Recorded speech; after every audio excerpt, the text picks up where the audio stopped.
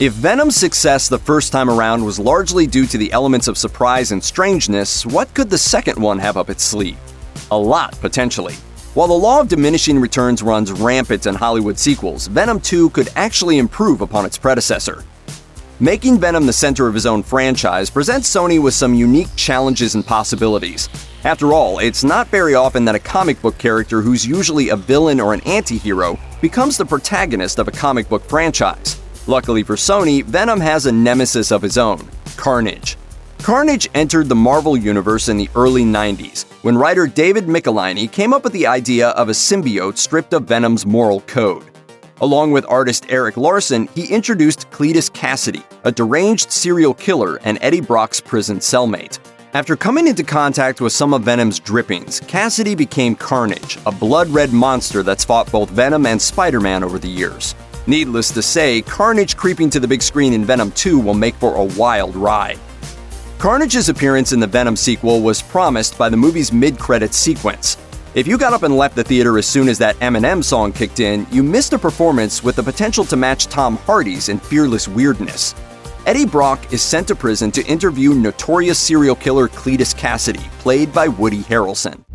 When I get out of here, and I will, there's gonna be carnage. The Venom Blu-ray offered an extended version of the scene, giving Harrelson a little extra time to make an impression. Talk about sucking out their eyeballs. Crunchy on the outside. With Harrelson's history of going all out as mesmerizingly unstable characters in movies like Natural Born Killers and Seven Psychopaths, Harrelson's expanded role in Venom 2 promises to push it even more over the top than its predecessor.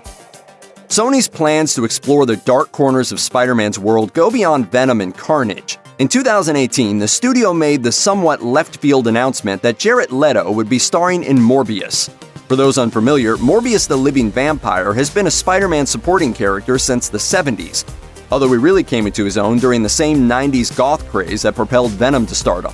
Very little is known about the plot of the Morbius movie, but Sony is pretty much guaranteed to link these two anti-heroes in their effort to keep up with the cinematic universe game.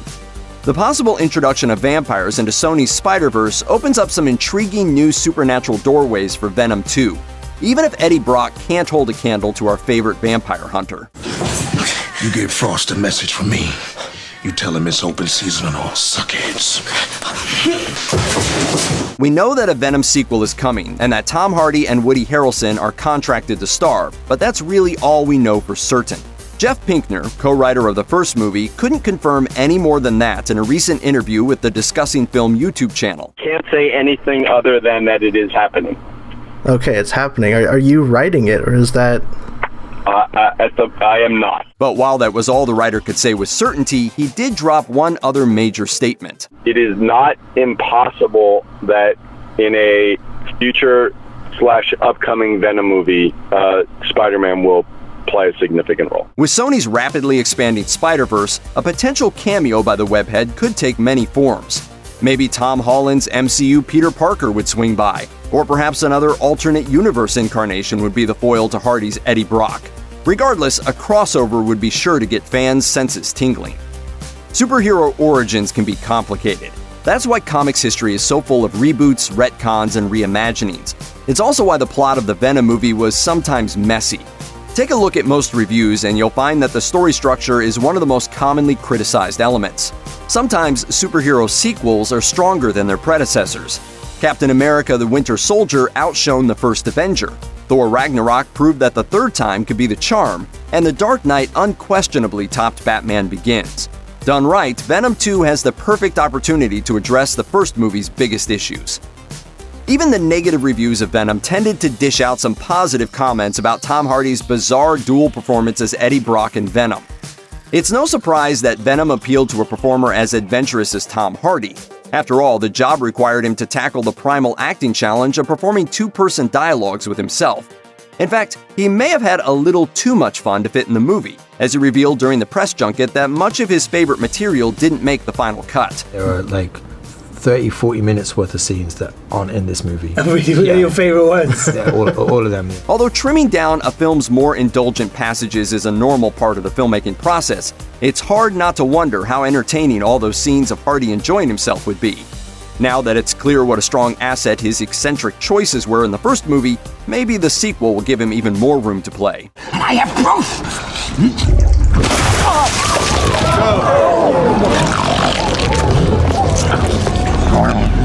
In his review for That Shelf, critic Victor Schiff said, Venom feels like several competing films. A Jekyll and Hyde story, an odd couple movie, a broad comedy, stitched together into one incoherent mess. It's hard to completely disagree. Gritty violence, emotional melodrama, and wacky sci-fi goofs are all held together within the movie's gooey structure. Even when the individual elements make for a fun ride, it sometimes feels like a movie that isn't quite sure what kind of total picture it's going for. Of course, some of that tonal dissonance could be considered an accurate reflection of Eddie Brock's splitting psyche as he adjusts to the idea of playing host to an alien entity. And let's not forget that it's basically a Spider-Man movie without Spider-Man, a pitch so odd that some uncertainty on the part of the filmmakers is understandable. Now though, the creators of the sequel can look back at the finished product to build a stronger foundation to support the next chapter. Parasite? Yeah, it's a term of endearment, that's all. Apologize! No. Apologize! Alright, fine. I'm sorry. Even during those early days of Venom hype, when no one knew quite what to expect, fans always had a checklist of things their favorite symbiote's big adventure should contain. A movie about Venom should be dark, it could definitely get violent, it absolutely must get weird, and it could potentially even get a little kinky. There was a certain amount of disappointment then when the MPAA slapped the finished product with a crowd-friendly PG-13. Now that Venom has proven successful enough to get a sequel, Sony might also consider it worth investing in a more niche film. Even if Venom 2 is another PG-13 outing, more intense footage could be saved for an alternate home video cut. Like it or not, fans romantically shipping Eddie Brock and Venom was inevitable. It's no surprise that a movie as bizarre and meme-worthy as Venom would inspire fans to spend way too much time thinking about the bond between its two intertwined main characters. Whether you see it as an interstellar buddy movie, a strangely star-crossed rom-com, or a very particular kind of fetish story, it's undeniable that much of Venom's charm is in the interplay between a boy and his blob. I'm putting my hands up. You are making us look bad.